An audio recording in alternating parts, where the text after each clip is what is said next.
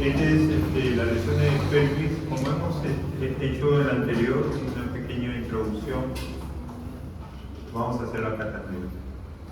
Estas son las radiografías que necesitamos para estudiar pelvis. La anteroposterior, que es esta, la cefálica de 40 grados, que también se llama radiografía de entrada, la caudal de 40 grados, que se llama radiografía de salida. Vamos a ver eso. Las proyecciones oblicuas, que es la alar y la obturatriz, y la tomografía y la resonancia. Aquí tenemos la imagen de la sombra que vemos nosotros en la radiografía. Muy interesante, ¿no? ¿Qué es lo que estamos apreciando cuando vemos esta imagen? Acá nos dice articulación sacroiliaca, el sacro, el coxis, L5, la ilíaca, la rama isquiopubiana, que es esta que está acá. Nosotros estamos sentados aquí en esta zona que se llama isquio, ¿no? Entonces, esta es la zona isquiopubiana, ¿no? Y esta es la zona del isquio, esta es la zona del pubis hacia adelante, sino que parece que estuvieran bien cerquitas, pero en realidad es mala distancia, obviamente, porque, bueno, en la radiografía es la traducción de un elemento de 3 dimensiones en una de 2, ¿no? Es una sombra. Aquí tenemos la pelvis, que ya todos han estudiado, la zona del isquio, y vemos el acetábulo conteniendo a la cabeza femoral. Podemos diferenciar, para aquellos que son muy acuciosos, en diferentes sombras, ¿no? Por ejemplo, acá digo, yo veo una tonalidad, acá veo otra tonalidad, y puedo yo decir cómo está el acetábulo.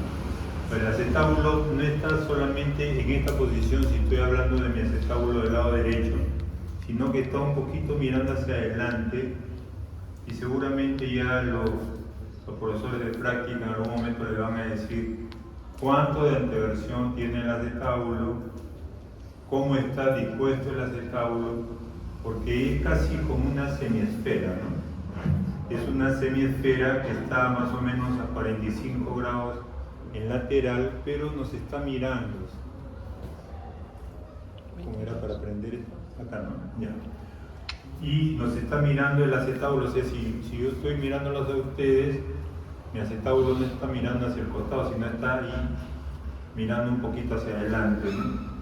Entonces, eso es importante para aquellos que operan cadera, porque cuando colocamos prótesis tenemos que seguir. Hoy día mi grupo tuvo la suerte de ingresar a una prótesis total no cementada. La semana pasada también hicimos una prótesis de cadera no cementada. Esta vez lo hemos hecho por vía posterior,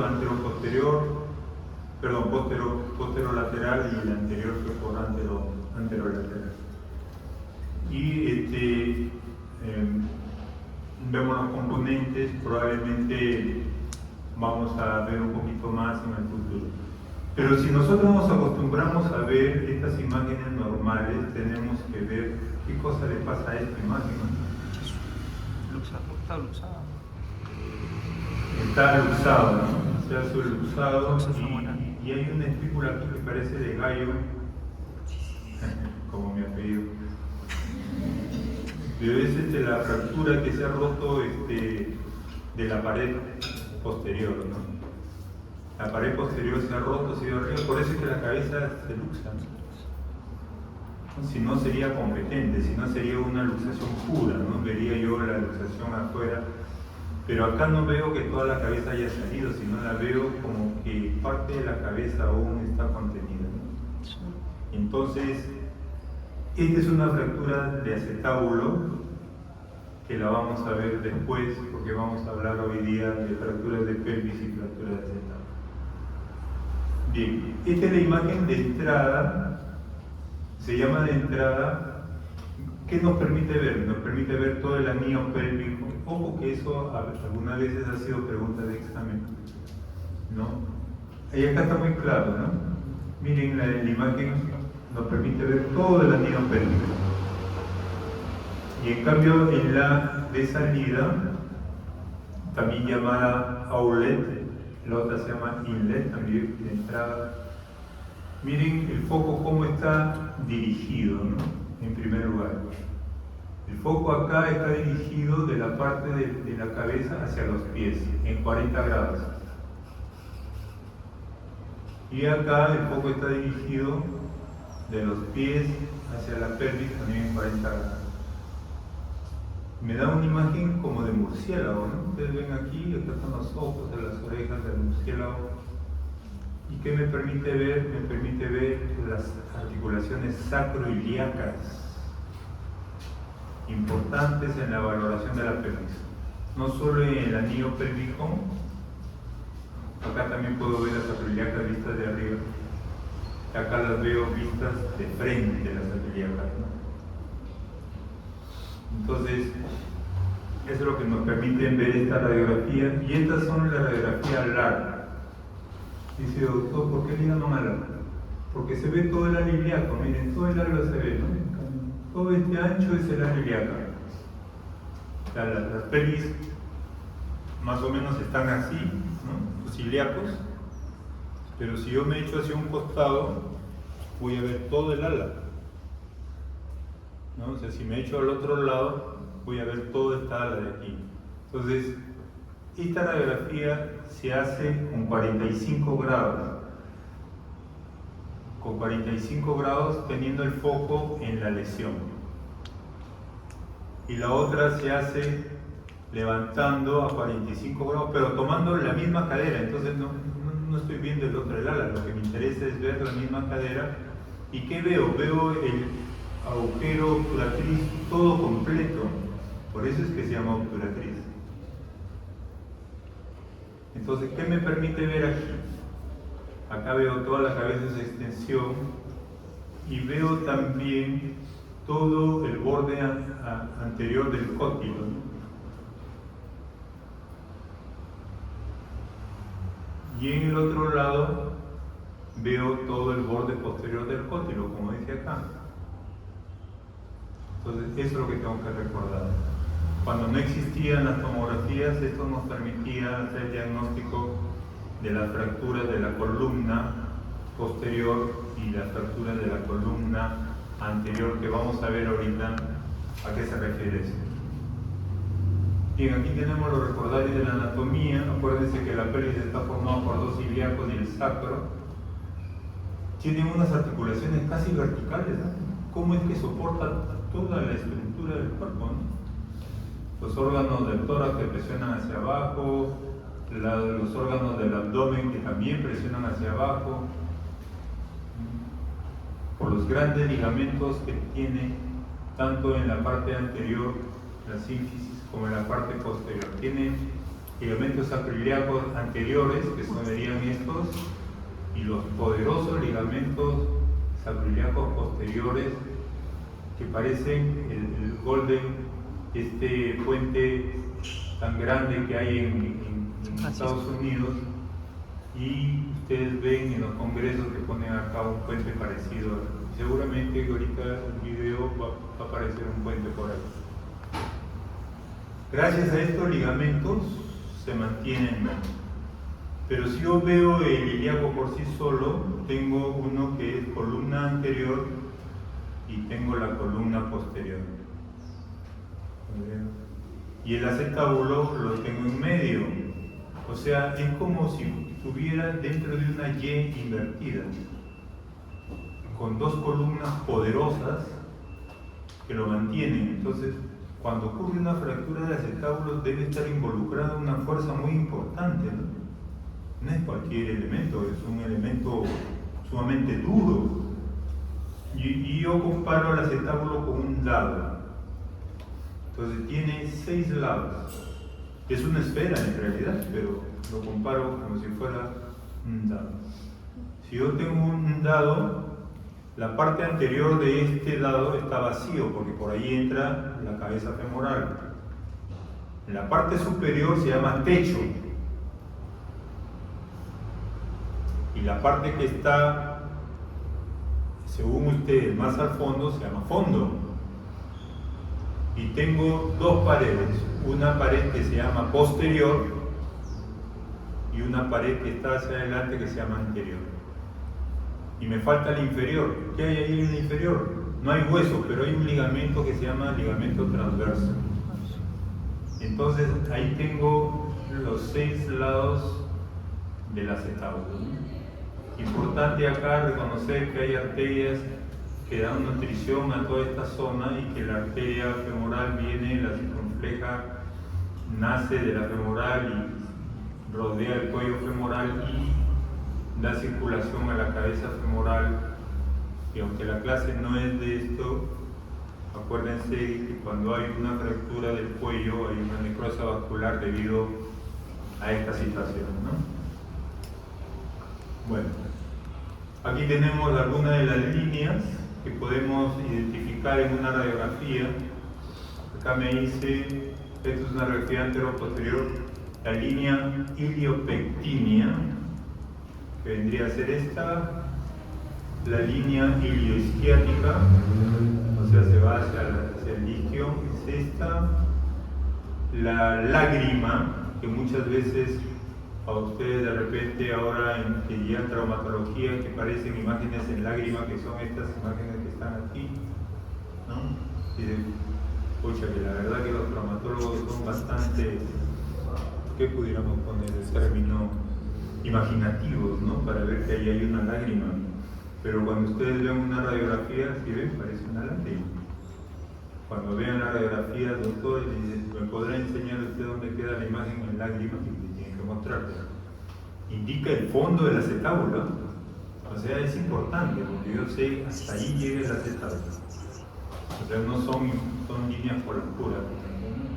El techo, que es por donde viene el peso, ¿no? El peso viene por la columna, pasa por los alelones acroiliacos, llega a los ilíacos y se transmite a la cabeza femoral por el techo.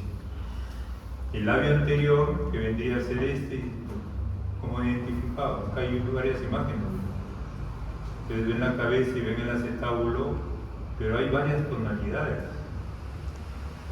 Entonces aquí yo veo una tonalidad aquí, y este es el labio posterior, el labio anterior está más acá. Entonces aquí el labio posterior viene en esta zona que está aquí, como va a ver el esquema, ¿no?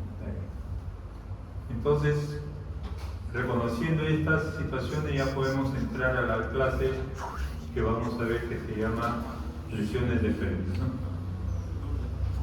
¿Alguien se dio cuenta quién tuvo la equivocación? El carro. El carro. Está en rojo. Pasó en rojo, ¿verdad? Claro, el carro pasó en rojo. El verde era para la moto. Ahí nuevamente, ¿no? De repente estuvo viendo el celular, no lo sé, pero no. Las lesiones de pelvis se producen por este tipo de accidentes. Bien, vamos a la fractura de acetábulo. Las fracturas de acetábulo son el 5% de todas las fracturas, pero tienen una mortalidad del 20%. Traumatismo directo en la región trocantérica, hay una carga axial directa en el miembro y el patrón de fractura depende del vector. ¿No? Miren cómo puede estar colocada la cabeza femoral en el momento del accidente, ¿no? Puede el sujeto ir con sus dos rodillas separadas, puede ir una dama con sus rodillas cruzadas y eso implica otro tipo de lesión. Entonces acá nos dice claramente, ¿no? Si va en rotación externa, lo que más sufre es la columna anterior y la pared anterior. Si va en rotación interna, la columna posterior y la pared posterior, ¿no? Este es la dama que va con las piernas cruzaditas, ¿no? O va juntas, ¿no? A veces van cruzaditas las piernas, que va en rotación interna. También en aducción, el fondo acetabular, los varones generalmente es un poco difícil mantener la aducción por cuestiones anatómicas, obviamente. Y en abducción, el fondo acetabular y la zona inferior. Entonces, aquí tenemos una clasificación simple, no voy a enredar con las clasificaciones de tipo AO, así que el examen va a venir con respecto a mi tema, fractura de acetábulo, con este tipo de clasificación de Yudela de Tournet, en dos grupos, simples y asociados. Y vamos a ver de la pared posterior, las que son de la columna, etc. Y las asociadas es que es una combinación de ambas. Entonces, aquí tengo un video para hacerlo más didáctico. Acuérdense que este es el pubis que es posterior y este es el isquion que es posterior y el pubis que es anterior. O sea, si yo estoy aquí, posterior también vendría a ser esto, esta es la pared posterior, entonces yo diría esta es fractura de la pared posterior. Si yo veo así, digo, este está para adelante a la zona del pubis y este es fractura de la pared anterior. Veamos el video. Aquí tenemos la fractura de la pared posterior. Vimos el esquema, acá está comprometida toda la columna posterior. Tenemos fractura de la pared anterior, la zona hacia el pubis, y la fractura de la columna anterior, o sea, de parte de la Y, acuérdense de la Y, todo eso es la columna. Esta es una fractura transversal, ¿no? Y aquí vemos ya los patrones asociados, ¿no? Tengo la columna con la pared, la columna posterior, esta es la pared posterior con una transversal, y puedo tener diferentes variaciones, una fractura en T, o puede ser la columna anterior con una transversal, etcétera, etcétera. Bien. Debo conocer también el ángulo de Mata, que es una vertical que se va hacia el centro de la cabeza femoral y se hace un ángulo con respecto a la zona de la fractura. Si este ángulo mide más de 45 grados en las tres diferentes tomas, tanto en la AP como en la LAR y en la obturatriz, significa que es una fractura estable y que puede ser manejada sin cirugía, ¿no? Y aquí vemos el grupo de tratamientos de tipo no quirúrgico versus el tratamiento quirúrgico, ¿no? Un resumen: desplazamiento menor de 2 milímetros, desplazamiento mayor de 2 milímetros, fractura no afecta a la zona de carga, fractura baja en la columna anterior, la lesión posterior de menor del 20%, el ángulo techo, o sea lo que hemos visto, el ángulo de Mata mayor de 45 grados en las tres proyecciones, baja demanda mecánica, o sea como en los ancianos que no caminan mucho, que están en casa, osteoporosis severa por el hecho de que yo pongo un implante, voy a poner tornillos, y la osteoporosis se compara como un triplay de muy baja calidad, entonces el tornillo no va a ser presa sobre eso. Hay placas bloqueadas ahora que se usan, pero si hay mucha osteoporosis y no hay mucho desplazamiento en ello por el estudio de este ángulo techo o ángulo de Mata, prefiero tenerlo un tiempito en cama con los cuidados del geriatra, etcétera, y posteriormente ya hacer rehabilitación. Hay que hacer tratamiento tromboembólico, lógicamente, ejercicios activos y pasivos y una carga parcial, o sea, la cuarta semana yo puedo hacer que de repente se levante con el uso del bastón, siempre bajo asesoría, ¿no? En cambio, el tratamiento quirúrgico hay inestabilidad en la flexión, hay lesión de la pared posterior más del 40%, hay subluxación, luxación, lo que vimos en algunas radiografías, tratamiento intraarticular. Debo disponer de un cirujano que haga este tipo de lesiones, ¿no? Que tenga entrenamiento en acetábulo y de preferencia hacer la cirugía entre el quinto y séptimo día. Estos son los abordajes que se hace: el abordaje anterior, el abordaje posterolateral, como si fuera una prótesis, dependiendo de cuál de las fracturas está ocurriendo, ¿no? Si la lesión está hacia la parte anterior, bueno, tengo que hacer un abordaje anterior. Si está para la parte posterior, tengo que irme a los abordajes posterolaterales para yo poder llegar a esa zona. Y aquí tenemos algunas de las complicaciones, la artritis postraumática, ¿no? Que es por cuestiones degenerativas, la necrosis vascular, que es la muerte de la cabeza femoral por trastorno circulatorio.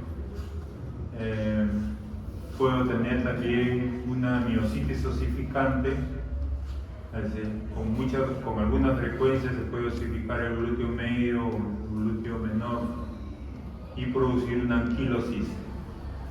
También tenemos infecciones a ese nivel. Y bueno, por último, las fracturas de pelvis, que pueden ocurrir en 3 a 5% de todas las fracturas y cuya mortalidad puede llegar inclusive al 50%, y en las fracturas cerradas hasta el 15%. Parecía no ser de tanta seriedad esto, ¿no? Pero inclusive rompe el parabrisas del vehículo. Entonces, la fuerza que se ha desencadenado ahí es una fuerza importante y bueno, son fracturas que pueden ocurrir por este tipo de accidentes cuya mortalidad puede ser de 30 a 50% si es una fractura expuesta y si es una fractura cerrada del vaso. Pero también puede ser causada por cuestiones simples, ¿no? Como estos adultos mayores que quieren reverdecer sus épocas de gloria, ¿no? Están jugando con los nietos, acá están bailando, pero se le soltó de la mano al caballero y cae sobre el costado. Culpa de él. ¿No? Culpa del caballero, de la dama. El caballero debió agarrarla con más firmeza. Parece que quiso hacer otro paso y se. Que tiene dedo en gatillo, doctor. Ah, tiene un dedo en gatillo. Sí. Muy bueno, muy bueno. Sí. O puede ser un síndrome de túnel del carpo también. Bueno, aquí tengo la causa 60% por accidente de tránsito, en las motos y en los mayores por caídas simples como la que estamos viendo, ¿no? Esta es clínica para las fracturas simples, ¿no? Las fracturas que hemos visto en esta señora que se soltó. Porque en el otro señor lo que vamos a ver son síntomas y signos de un politraumatizado, ¿no? La liberación de energía es mucho más apartosa en un accidente de tránsito, sea por auto o por motocicleta, ¿no? Acá la señora se queja de dolor, hipersensibilidad, dificultad para caminar, puede caminar, ¿no? Tiene dificultad.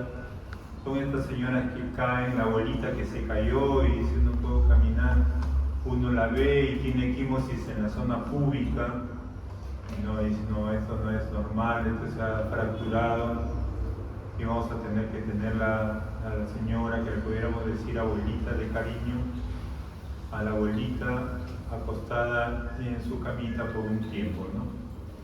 No busquemos nunca las crepitaciones.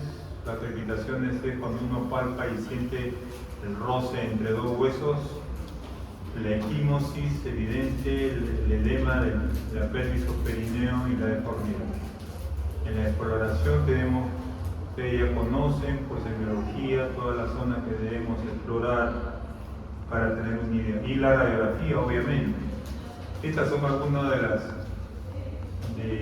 causantes de las fracturas que hemos visto: compresión anteroposterior, un atropello directo, un impacto de motocicleta, un aplastamiento, o cuando pasa el auto encima de una persona.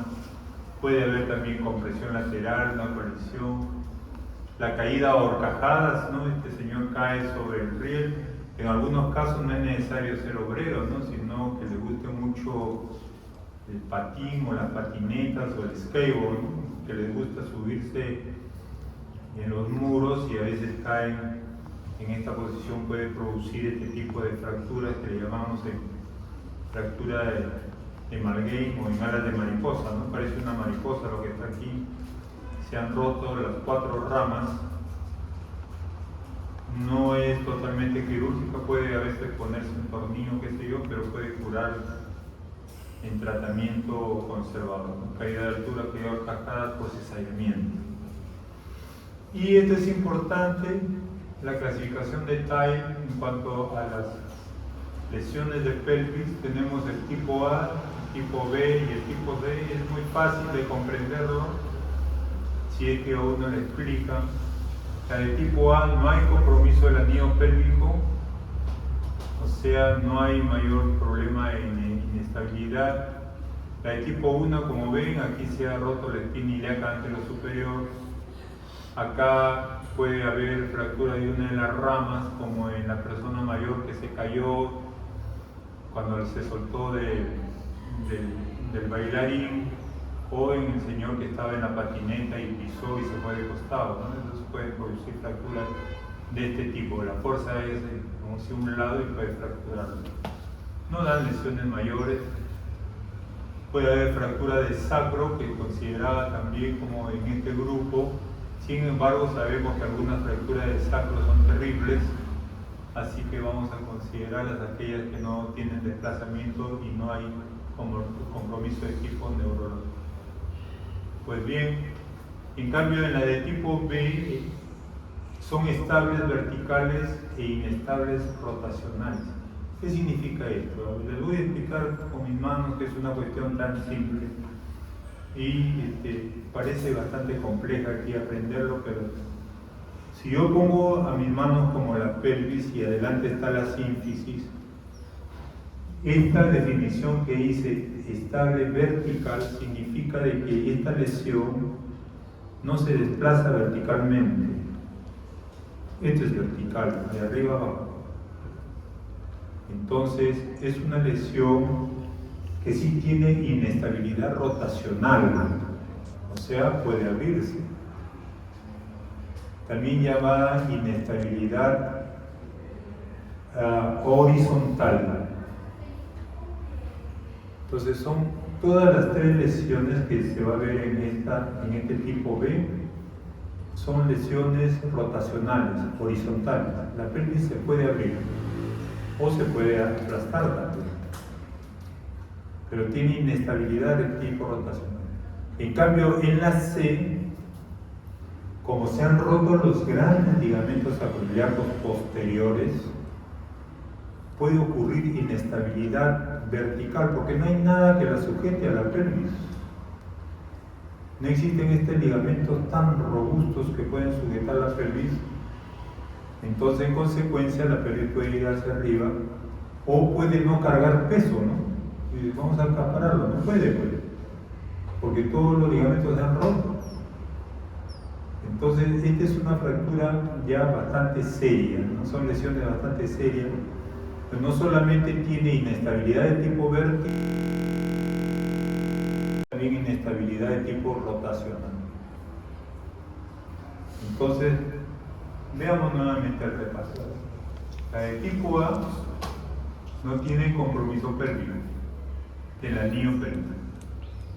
La de tipo B son estables verticales. Vean cómo este ligamento sacroiliaco posterior en el esquema se mantiene intacto. Aquí, acá también, y acá también se mantiene intacto los ligamentos sacroiliacos posteriores. Pero en los esquemas que está acá,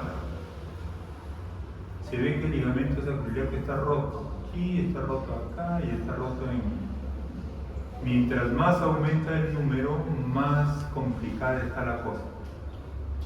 Como se abre, parece como un libro abierto, entonces se llama lesión en libro abierto, que vendría a ser B1. Vendría a ser un B1 a la derecha y un B1 a la izquierda, o sea, B1 más B1. Por eso le he puesto aquí el resumen. Y acá tenemos en el lado C, tanto se ha roto la sínfisis de ese lado como los grandes ligamentos acroiliacos anteriores y principalmente los posteriores, porque son los posteriores los que dan más estabilidad a la pelvis. Y aquí tengo la lesión C, y acá en el otro lado tengo la lesión de B1, porque este es igual que este, por eso dice C1 más B1. Y en la lesión de tipo C3 está C1 del lado izquierdo más C1 del lado derecho. Ahora, veamos qué tan graves son estas situaciones, ¿no? Acá tengo esto que no es relativamente grave, se ha roto la espina ilíaca anterior superior, le pongo 2 tornillos y cura, ¿no? Tiene una ruptura de la rama y bueno, generalmente le hago reposo a la persona, inclusive si es mayor, le puedo poner un tornillo en realidad, pero esto cura pues en 4 semanas o 5, ¿no? Inclusive en adultos, jóvenes, en mayores, etcétera, no hay mayor problema con este tipo de fractura. Y en la fractura del sacro, si no hay desplazamiento y compromiso neurológico, es muy parecido al tratamiento con respecto a dos.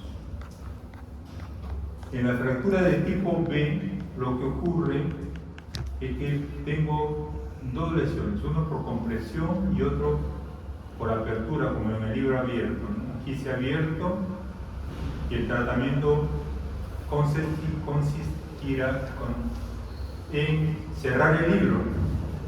¿Con qué lo puedo cerrar? Lo puedo cerrar con un vendaje, lo puedo cerrar con el marco de Gams, pero esto es transitorio, lo puedo cerrar con fijación externa, aprieto, cierro el libro y coloco las barras, y lo puedo cerrar también con una placa con tornillos. Aquí le pongo, abro como si fuera una especie de cesárea y le pongo los tornillos y lo cierro. Y con respecto a la de tipo C, acá estamos viendo la C1, se ha roto anterior y se ha roto posterior. Esta es una fractura mala, pone en riesgo la vida, necesita cirugía. Lo primero que tenemos que hacer es evitar que este muera en emergencia, ¿no? Porque a veces sangra. Anteriormente lo único que teníamos era reemplazo de la hemodinamia, o sea, perdía sangre, le poníamos sangre. Actualmente tenemos la posibilidad de entrar con cateterismo, localizar la arteria y ponerle un tapón en la arteria, pero eso no lo hace el traumatólogo, lo hace el cirujano vascular. Y en algunos lugares no hay esto. Entonces aquí vamos a cerrar el libro. Ha pasado ya 5 o 7 días, el paciente está estable, le estamos poniendo unos tornillos para cerrar el libro para la parte posterior, pero tengo que darle fijeza a la sacroiliaca, ¿no? Entonces esa fijeza tengo que pasarle unos tornillos, como acá, ¿no? Se está metiendo un Kirchner a la zona del cuerpo vertebral, no invadible la zona medular, sino va a producir lesión. Sobre ese Kirchner con un tornillo canulado, puedo poner uno, puedo poner de preferencia 2, y con eso la articulación se cierra, ¿no? Ya se cierra la sacroiliaca, ya se forman los elementos de unión que me van a permitir que este paciente posteriormente pueda caminar. Bueno, esto no es para que lo aprendan, sino solamente para que sepan que la traumatología es una parte del manejo del politraumatizado, que está principalmente en estas zonas cuando el sangrado produce una respuesta estable o inestable. Entonces yo no hago nada si está estable, pero si está inestable tengo que tener un control invasivo, tengo que ir a ver por qué está sangrando, etcétera, etcétera, estabilizar la pelvis, y a veces cerrando la pelvis, sea con un vendaje. Dice, doctor, estoy en Chumbivilcas, ¿y ahora qué hago? Este se me va a morir. Bueno, le pongo una sábana, ¿no? No sé si habrán visto que en alguno de los esquemas hay un paciente con una sábana amarrada y acá, ¿no? Aquí lo vemos. Este paciente ha llegado a emergencia, sabemos que tenemos una lesión del libro abierto, o tenemos una lesión en la cual tenemos que parar un poquito la pelvis hacia adelante si vemos de que hay una lesión de tipo C, y la estamos amarrando con una sábana. Esta es una sábana simple. ¿Por qué? Porque al estar abierto, la capacidad que tiene la pelvis de acumular el sangrado es muy grande, y si yo cierro, o sea, cierro el continente para que sea más chiquito, no voy a evitar que el sangrado probablemente continúe. Pero una cosa es tener un sangrado de 5 litros y otra que tenga 2 litros, ¿no? O sea, con 2 litros puede salvar. Bueno, estas son las lesiones asociadas que podemos tener. Hemorragia, que puede ser retroperitoneal, hay que prever el shock. Si hay shock, es probable que pueda haber muerte. Las lesiones neurológicas, la neuropraxia, si hay cerca las raíces, hay que tener cuidado con lesiones neurológicas. Pero cuando estamos con un politraumatizado, lo primero que hacemos es salvarle la vida. La trombosis, una vez que el paciente ya ha pasado la hemorragia, dar, como hemos dicho, heparinas de bajo peso molecular, tener siempre presente que puede ocurrir embolia pulmonar secundaria. Y con respecto a las lesiones del tracto urinario, son muchísimo más frecuentes en los varones, lógicamente por la anatomía. En las mujeres son raras este tipo de lesiones.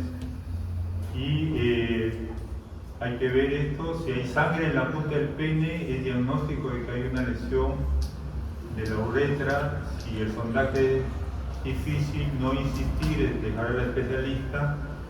Si hay lesiones de vejiga, es probable que sea necesario hacer una talla vesical, que es una operación que comunica de la vejiga con una sonda para que salga al exterior y entre el reposo la uretra.